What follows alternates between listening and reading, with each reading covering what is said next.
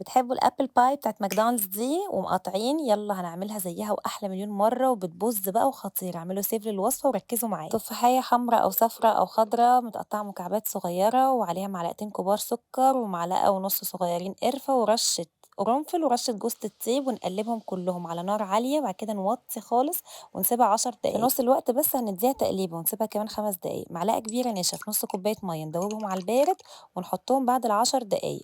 وبعد كده نقلّب، نقلّب لحد لمّا تتقل معايا وتعمل صوص كده ويتشرّب شوية، وبس هتبقى بالشكل ده نسيبها تبرد خالص. هاجيب عجينة الpuff pastry المربعة دي بتتباع في كل السوبر ماركتس في الفريزر، وهارُش رشة نشا واقسمها نُصّين بالشكل ده، وبعد كده بالمَيّة أعملها على الحروف كلّها وأحط بسيط أوي من الحشو ما تحطّوش كتير عشان ما تبُظش وتنزل في الزيت، ونقفلها كويس أوي بالشكل ده وأفضل أتّك كويس أوي كده بالشكل ده. ماكدونالدز بيعملها بالطريقة دي.